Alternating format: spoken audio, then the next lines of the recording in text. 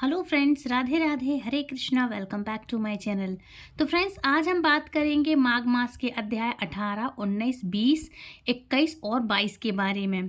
पिछले अध्याय में अध्याय 17 में हमने कहाँ से छोड़ा था? तो अध्याय 17 का प्रसंग था कि इस प्रकार कांचन माली उस राक्षस का उद्धार करके प्रेम पूर्वक देव कन्याओं के साथ क्रीड़ा करती हुई शिवलोक को चली गई, जो कि बता रही थी कि हम गौरी मैया की मतलब माता पार्वती की वो सखी हैं।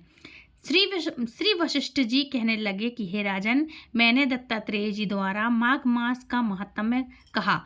अब माघ मास के स्नान का फल सुनो।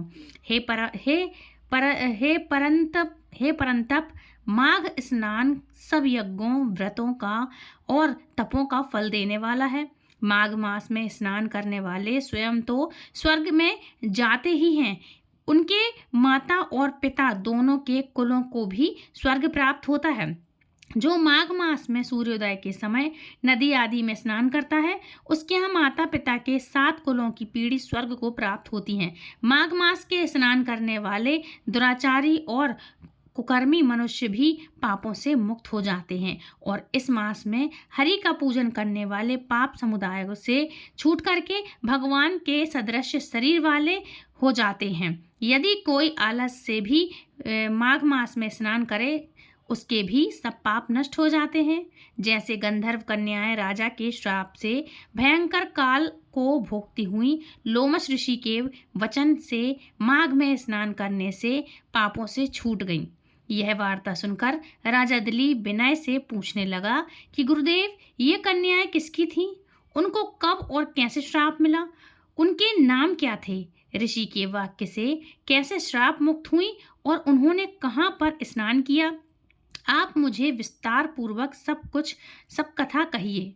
वशिष्ठ जी कहने लगे, हे राजा, जैसे अरणि से स्वयं अग्नि उत्पन्न होती है, वैसे ही यह कथा धर्म और संतान उत्पन्न करती है। हे राजन, सुख संगीत नामक गंधर्व की कन्या का नाम विमोहिनी था। सुशीला तथा स्वर वेदी की सुंबरा, चंद्रकांत की सुतारा तथा सुप्रभा की कन्या चंदका, ये 5 सब समान आयु वाली थी तथा चंद्रमा के समान कांति वाली और सुंदर थीं। जैसे रात्रि को चंद्रमा शोभायमान होता है, वैसे ही पुष्प की कलियों के समान खिली हुई यह अप्सराएं थीं।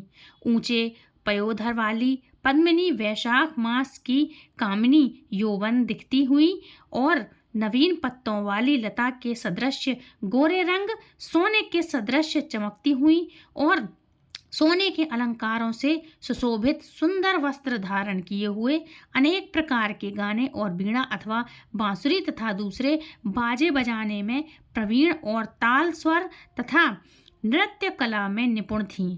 इस प्रकार वे कन्याएं क्रीड़ा करती हुई कुबेर के स्थान में विचरती थीं। एक समय कौतुकवश माघ मास में एक वन से दूसरे वन में विचरण करती हुई मंदिर के पुष्प तोड़कर सरोवर पर गौरी पूजा के लिए गईं।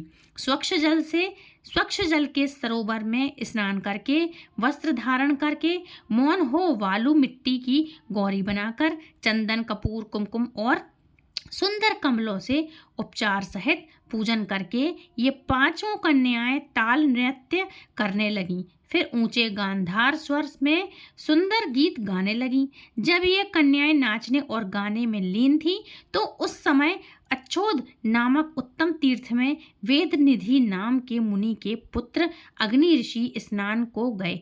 वह युवा ऋषि सुंदर मुख, कमल सदृश नयन, विशाल छाती, सुंदर भुजाओं वाला दूसरे कामदेव के समान था। शिखा सहित दंड लिए, मृग चर्म ओढ़े, यज्ञोपवीत धारण किए हुए था। उसको देखकर 5 कन्याएं मुग्ध हो गईं और उनका रूप व यौवन देखकर कामदेव से पीड़ित हो गईं। देखो देखो, ऐसा कहती हुई उस ब्राह्मण के चित्त में कामदेव का डर उत्पन्न करने लगीं और आपस में विचरण करने लगी कि यह कौन है? रति रहित होने से कामदेव नहीं और एक होने से अश्विनी कुमार नहीं। यह कोई गंधर्व या किन्नर या कामरूप या काम रूप धारण कर कोई सिद्ध या किसी ऋषि का श्रेष्ठ पुत्र या मनुष्य है, कोई भी हो, ब्रह्मा जी ने इसको हमारे लिए बनाया है। जैसे पूर्व कर्म के प्रभाव से संपत्ति प्राप्त होती है, वैसे ही गौरी जी ने हम कुमारियों के लिए श्रेष्ठ वर दिया है, और आपस में यह तुम्हारा वर है, या मेरा अथवा सबका, ऐसा कहने लगी। जिस समय उस ऋषि पुत्र ने अपनी मध्याह्न की क्रिया करके ऐसा वचन सुने, मतलब इस तरह के वचन सुने, तो वह सोचने लगा कि यह तो बहुत बड़ी समस्या उत्पन्न हो गई। ब्रह्मा, विष्णु, महेश आदि देवता तथा बड़े योगीश्वर भी स्त्रियों के मोहजाल में मोहित हो गए हैं। इसके तीक्ष्ण बाणों से किसका मन रूपी हिरण घायल नहीं हो सकता। जब तक नीति और बुद्धि रहती है तब तक पाप से भय रहता है। जब तक की गंभीरता रहती है, यम विधि का पालन होता है, तब तक मनुष्य स्त्रियों के काम रूपी बाणों से बीधा नहीं जाता। ये मुझे उत्तम और मुग्ध कर रही हैं, किंतु गुणों से धर्म की रक्षा हो सकती है। स्त्रियों के मांस, रक्त, मल, मूत्र से बने घृणित और अशुद्ध शरीर में कामी लोग ही सुंदरता की कल्पना करके रमण कर सकते हैं। शुद्ध बुद्धि वाले महात्माओं ने स्त्रियों के पास रहना कष्टकारक कहा है। सो जब तक यह पास आए घर चले चलना चाहिए। मतलब वो कह रहा है पुरुष कि जब तक ये पास आए उसके पहले हमें घर चले चलना चाहिए। तो वो घर को निकल गया। अतः जब तक वह उसके पास आई, वह योग बल के द्वार अंतर्ध्यान हो गया। ऋषि पुत्र के ऐसे अद्भुत कर्म देखकर वह चकित होकर डरी हुई चारों ओर देखने लगी और आपस में कहने लगी कि यह क्या इंद्रजाल था जो देखते ही देखते विलीन हो गया। और वह विरहा की अग्नि में जलने लगी और कहने लगी कि हे कांत, तुम हमको छोड़कर कहाँ चले गए? क्या तुमको ब्रह्मा ने हमको विरह रूपी अग्नि में जलने के लिए बनाया था?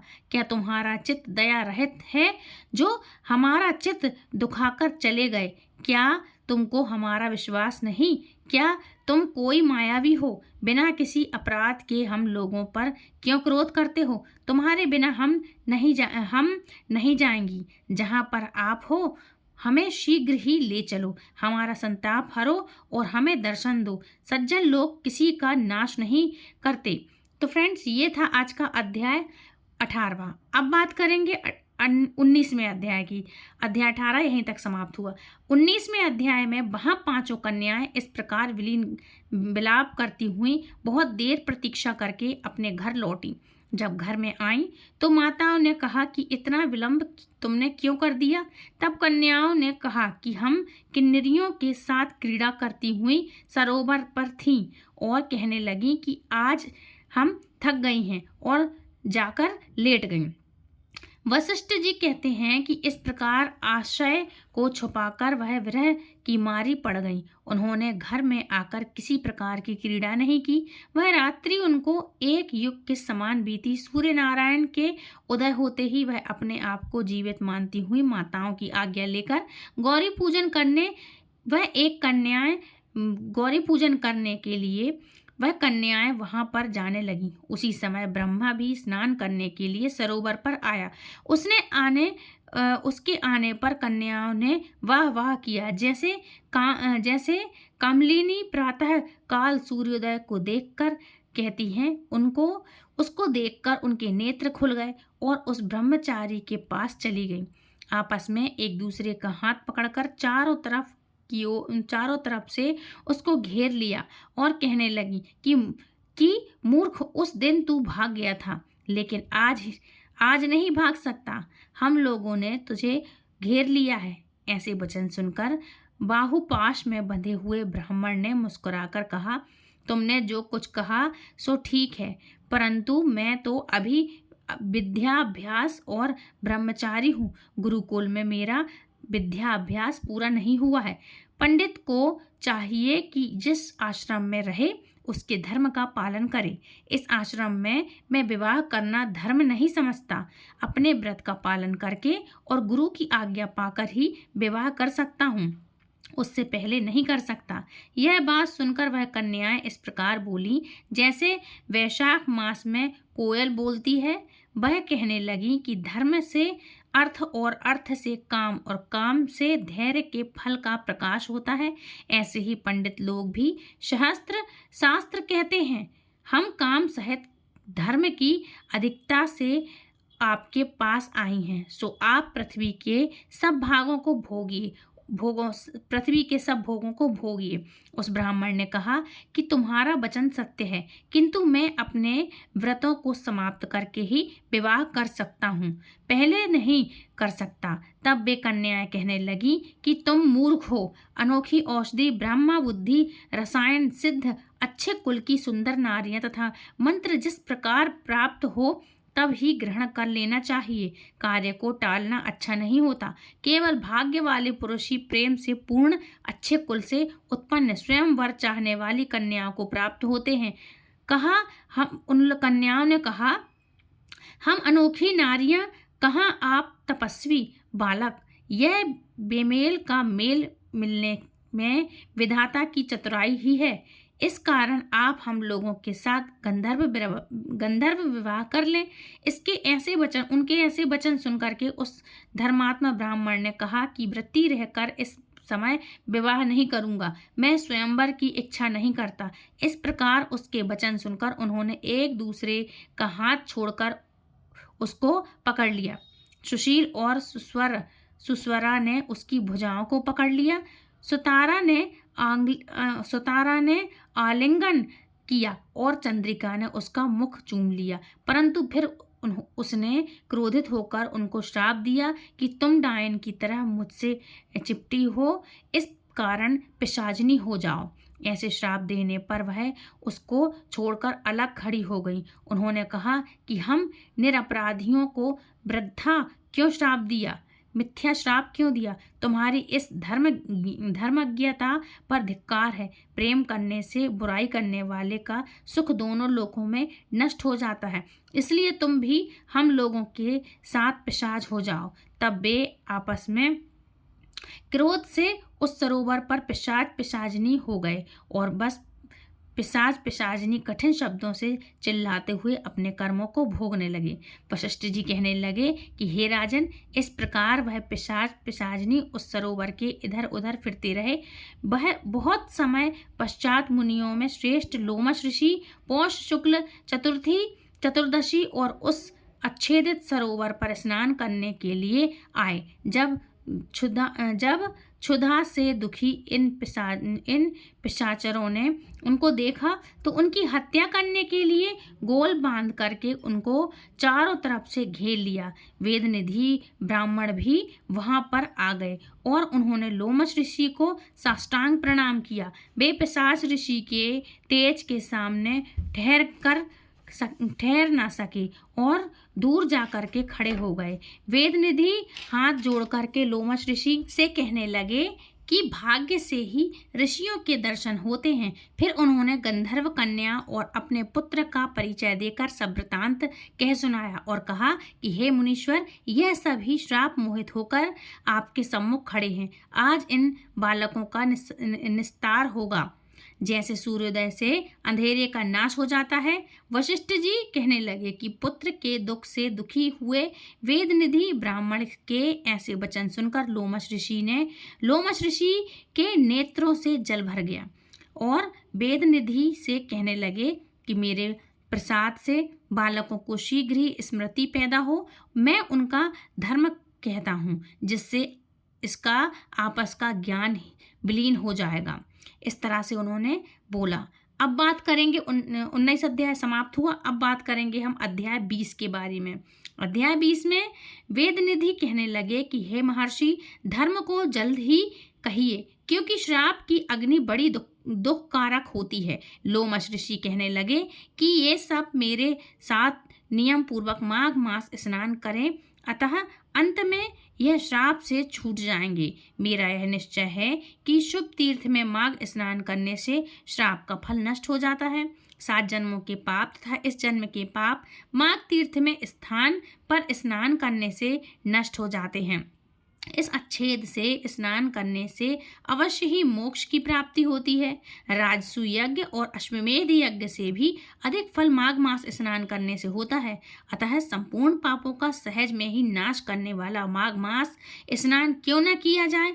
इस तरह से उन्होंने ऋषि ने कहा। इस तरह से अध्याय 20 समाप्त हुआ। अब बात करेंगे अध्याय 21 की। अध्याय 21 में लोमस ऋषि जी कहने लगे कि पूर्व काल में अवंती देश में वीरसेन नाम का राजा राज्य करता था। उसने नर्मदा के किनारे राजसु यज्ञ किया और अश्वमेध यज्ञ भी किए, जिसके खंभे सोने से बनवाए गए थे। ब्राह्मणों को अन्य का बहुत सा धन दिया और बहुत सा दान किया और बहुत सी गाय, सुंदर वस्त्र और सोने के आभूषण भी दान में दिए। वह से देवताओं का भक्त और दान करने वाला था। भृदक नाम का एक ब्राह्मण, जो अत्यंत मूर्ख कुलहीन कृषि कार्य करने वाला, दुराचारी तथा अधर्मी था, वह भाई बंधुओं का त्यागा हुआ इधर उधर घूमता हुआ देव यात्रियों के साथ प्रयाग में आया और माघ में उसके साथ 3 दिन तक स्नान किया। वह 3 दिन में ही निष्पाप हो गया। फिर वह अपने घर चला गया। वह ब्राह्मण और राजा दोनों एक ही दिन मृत्यु को प्राप्त हुए। मैंने इन दोनों को बराबर इंद्रलोक में देखा। तेज, रूप, बल, स्त्री, वस्त्र और आभूषण में दोनों समान थे। ऐसा देखकर उसके महात्म्य को क्या कहा जाए। राजसु यज्ञ करने वाला स्वर्ग का सुख भोग पाकर फिर भी जन्म लेता है, परंतु संगम में स्नान करने वाला जन्म मरण से रहित हो जाता है। गंगा और यमुना के संगम की हवा के स्पर्श से ही बहुत से दुख नष्ट हो जाते हैं। अधिक क्या कहें। और किसी भी तीर्थ में किए गए पाप माघ मास में प्रयाग में स्नान करने से नष्ट हो जाते हैं। मैं पिशाच मोचन नाम का एक पुराना इतिहास सुनाता हूँ। इस इतिहास को यह कन्याएं और तुम्हारा पुत्र भी सुने, उससे इनको स्मृति प्राप्त होगी। पुराने समय में देवदूति नाम का बड़ा गंभीर और वेदों का पारंगत एक वैष्णव ब्राह्मण था। उसने पिशाच को निर्मुक्त किया था।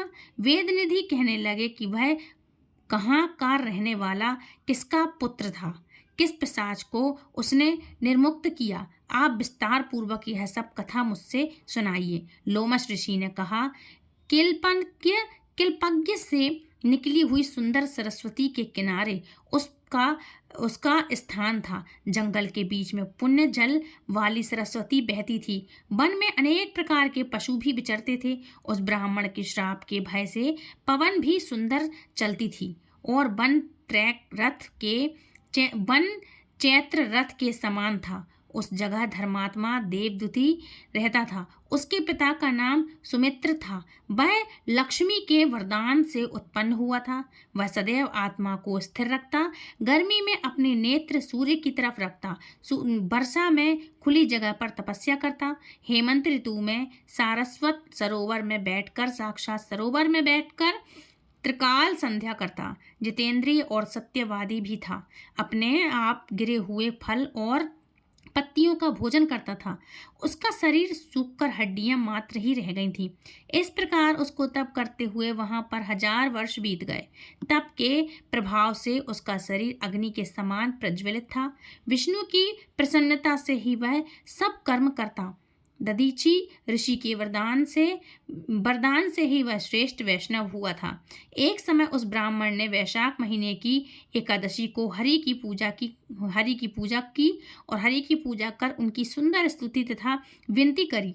उसकी विनीत सुंदर स्तुति सुनकर भगवान उसी समय गरुड़ पर चढ़कर उनके पास आए। चतुर्भुज विशाल नेत्र मेघ जैसा स्वरूप भगवान को स्पष्ट देखकर सुंदरता प्रसन्नता के मारे उसकी आंखों में आंसू भर गए। और कृतकृत्य होकर उसने भगवान को प्रणाम किया। उसने अपने शरीर को भी याद ना रखा और भगवान के ध्यान में लीन हो गया। तब भगवान ने कहा कि हे देवदूति, मैं जानता हूँ कि तुम मेरे परम भक्त हो। मैं तुमसे अति प्रसन्न हूँ। तुम वर मांगो। इस प्रकार भगवान के वचन सुनकर प्रेम के मारे लड़खड़ाती हुई वाणी में कहने लगा कि हे देवादिदेव, अपनी माया से शरीर धारण करने वाले आपका दर्शन देवताओं को भी दुर्लभ है। अब आपका दर्शन भी हो गया, मुझको और क्या चाहिए? मैं सदैव आपकी भक्ति में लगा रहूं। भगवान उसके वचन सुनकर कहने लगे कि ऐसा ही होगा। तुम्हारे तप में कोई बाधा नहीं पड़ेगी। जो मनुष्य तुम्हारे कहे गए स्त्रोत को पढ़ेगा, उनकी मुझसे अचल भक्ति होगी, उसके धर्म कार्य सांगोपांग होंगे और उसकी आज्ञा में परम निष्ठा होगी। तो फ्रेंड्स, ये था अध्याय 21वां। अध्याय 21 समाप्त हुआ। अब बात करेंगे अध्याय 22 के बारे में। इसके बाद इतना कहकर भगवान अंतर्ध्यान हो गए। तब देवनिधि कहने लगे, हे महर्षि, जैसे गंगा जी में स्नान करने से मनुष्य पवित्र हो जाता है, वैसे ही भगवान की इस कथा को सुनकर मैं पवित्र हो गया। कृपया करके उस स्त्रोत को कहिए जिससे उस ब्राह्मण ने भगवान को प्रसन्न किया।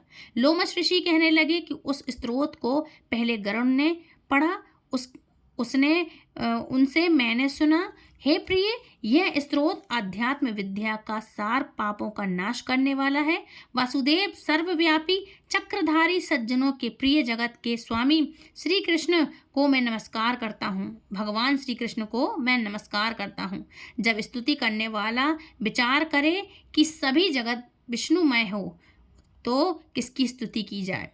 जिस भगवान की श्वास वेद है, फिर कौन सी स्तुति उनकी प्रसन्नता के लिए की जा सकती है? जिसको वेद नहीं जान सकते, न वाणी न मन जान सकता है, उसकी स्तुति में अज्ञानी क्या कर सकता है? सार चर अचर संसार जिसकी माया से चक्र की तरह घूम रहा है, उसी से हे प्रभु आप चक्रधारी कहलाते हैं।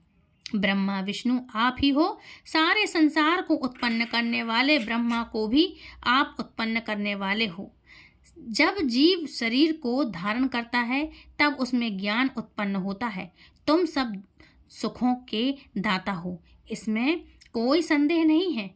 आपसे संपूर्ण सुखों को देने वाली बुद्धि उत्पन्न होती है। आप ही 5 कर्मेंद्रिय, पंच महाभूत तथा मन के विविध भाव हो। ब्रह्मा विष्णु रुद्र की कल्पना से आप संसार की कल्पना इसी प्रकार करते हो। जैसे पिता पुत्री की कमियों में जो रूप शोभा देता है, उन निर्गुण विष्णु भगवान को मैं नमस्कार करता हूँ। जिसमें ज्ञान रखने से श्रुतियों में कहे हुए कर्मों को लोग कहते हैं, उस परम ब्रह्मा को मैं नमस्कार करता हूँ।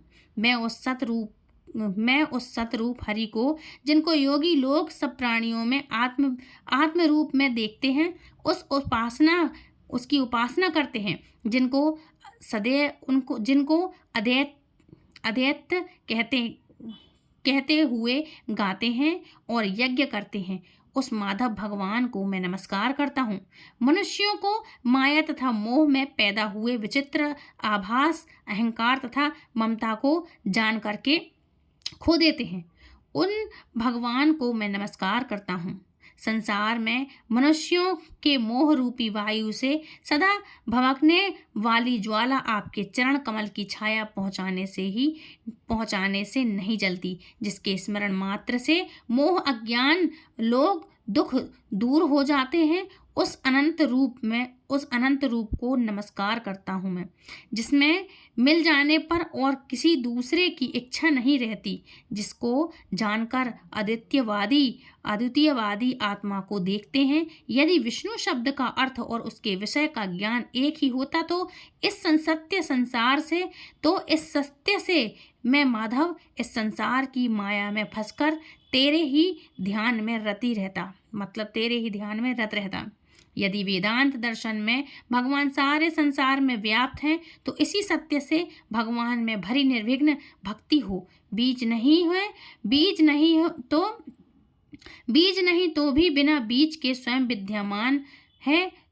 सो वह विष्णु भगवान रूप रंग से हमारे बीच के टुकड़े टुकड़े को, जो सृष्टि स्थित तथा लय के लिए ब्रह्मा विष्णु महेश 3 रूप धारण करते हैं और कार्य में सत रज और तम इन तमोगुण इन तीनों गुणों में विद्यमान है, वह भगवान मुझ पर प्रसन्न हो। जो प्राणियों के हृदय रूपी मंदिर में निर्मल देव वास करते हैं, वह भगवान मुझ पर प्रसन्न हो। जो अविद्यापूर्ण संसार का त्याग करता है, वह जगन्मय आप हो, वह जगमय आप हो। आपका बनाया हुआ विश्व आनंद करता है, आपके त्याग करने पर अपवित्र हो जाता है, उसका साथ करने पर भी तुम बिना साथ के बने रहते हो। विकार रहित जिनके चारवाक पंचभूत योग से पैदा हुआ चैतन्य मानते हुए उपासना करते हैं। जैन लोग आपको शरीर का परिणाम मानते हैं और संज्ञावादी तुम्ही को प्रकृति से परे पुरुष मान करके ध्यान करते हैं। जन्म इत्यादि से रहित चैतन्य रूप सदा आनंद स्वरूप उपनिषद जिनकी महिमा गाते हैं। आकाश चादि पंच महाभूत देह मन बुद्धि इंद्रियां सब कुछ तुम ही हो, तुमसे अलग और कुछ नहीं। तुम ही सब प्राणियों को उत्पन्न करने वाले हो और मुझको शरण देने वाले हो। तुम अग्नि रवि इंद्र होम मंत्र क्रिया तथा फल सब तुम ही हो। कर्म के फल देने वाले बैकुंठ में तुम्हारे सिवाय कोई नहीं है। मैं तुम्हारी शरण में हूँ। सब प्राणियों के हेतु तथा उनको शरण देने वाले तुम ही हो। जैसे युवा पुरुष की युक्ति में और युक्ति की युवा प्रीति में होती है, वैसे ही मेरी प्रीति तुम में हो। जो पापी भी आपको प्रणाम करता है, उसको यमदूत ऐसे नहीं देखते जैसे उल्लू सूर्य को। प्रत्येक पाप मनुष्य को उस समय तक ही सुख देते हैं जब तक आपके चरण कमलों का सहारा नहीं लेता। जिनको गुण जाति तथा धर्म को स्पर्श नहीं कर सकते तथा गतियां भी स्पर्श नहीं करती, जो इंद्रियों के वशीभूत नहीं है, जिनका बड़े बड़े मुनि लोग साक्षात नहीं कर सकते, मतलब साक्षात्कार नहीं कर सकते, उन भगवान को मैं नमस्कार करता हूँ।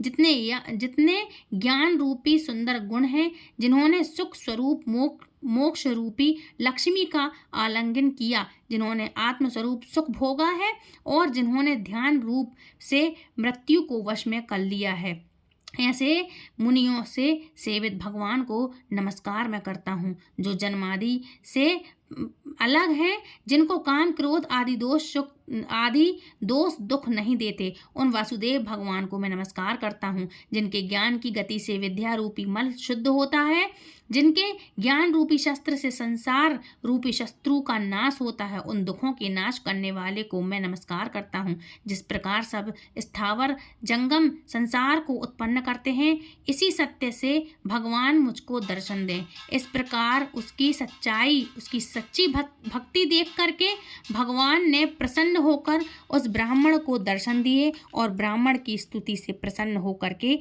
तथा उसको वरदान दे करके भगवान अंतर्ध्यान हो गए और वह ब्राह्मण कृतज्ञ हो गया, भगवान में लीन हो गया और शिष्यों के साथ स्तोत्र पढ़ता हुआ तपोवन में रहने लगा। जो कोई स्तोत्र को पढ़ता अथवा सुनता है, उसकी बुद्धि निष्पाप होकर के पाप में नहीं लगती, निष्पाप हो जाती है और ना ही बुरा फल देखता है। इसके कीर्तन से मनुष्यों की बुद्धि मन तथा इंद्रियां स्वस्थ रहती हैं और जो भक्ति पूर्वक इसके अर्थ को विचार करता है, इसका जाप करता है, वह वैष्णव पद को प्राप्त होता है। इसके सदैव पढ़ने से मनवांछित कार्य सिद्ध हो जाते हैं। मनुष्य सुपात्र पाता है तथा धन पराक्रम और चिरायु प्राप्त करता है। इसके पाठ से बुद्धि धन यश कीर्ति ज्ञान तथा धर्म बढ़ाते हुए दुष्ट ग्रहों की शांति होती है। यह व्याधियों व अनिष्टों को दूर करता है, दुर्गति से तारता है। जिसके पढ़ने से व्याघ्र चोर भूत देव पिशाच और राक्षस का भय नहीं रहता। जो भगवान का पूजन करके इस स्तोत्र को पढ़ता है, वह सब पापों से ऐसे ही अलग रहता है जैसे जल पंख से कमल।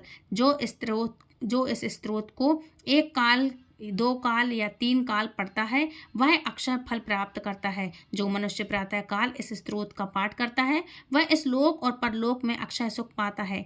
वेद द्वितीय का बनाया हुआ यह स्त्रोत भगवान को अत्यंत प्रिय है और भगवान के दर्शन कराने वाला है। योग सागर का नाम का यह स्त्रोत परम पवित्र है। जो कोई भक्ति पूर्वक इसको पढ़ता व सुनता है वह विष्णु लोक को अवश्य ही जाता है। अब इसके बाद पिशाच मोक्ष की कथा कहते हैं। तो फ्रेंड्स, ये था अध्याय संपूर्ण हुआ। अब 23वें अध्याय की बात करेंगे नेक्स्ट अध्याय में। ये अध्याय 22 था, अध्याय समाप्त हुआ। तो फ्रेंड्स, आई होप आज की कथा आपको पसंद आई होगी। यदि वीडियो पसंद आई तो प्लीज़ वीडियो को लाइक शेयर कमेंट करें, दूसरों तक शेयर करें। और फ्रेंड्स, यदि आप हमें कथा सुनाने के उपलक्ष्य में दक्षिणा देना चाहते हैं तो हमारे यहाँ नीचे चैनल पर सुपर थैंक्स का बटन अवेलेबल है। आप चाहें तो अपने मन मुताबिक हमें दक्षिणा प्रदान कर सकते हैं। तो फ्रेंड्स, मिलती हुई नेक्स्ट वीडियो में, तब तक के लिए राधे राधे, हरे कृष्णा, हरि बोल।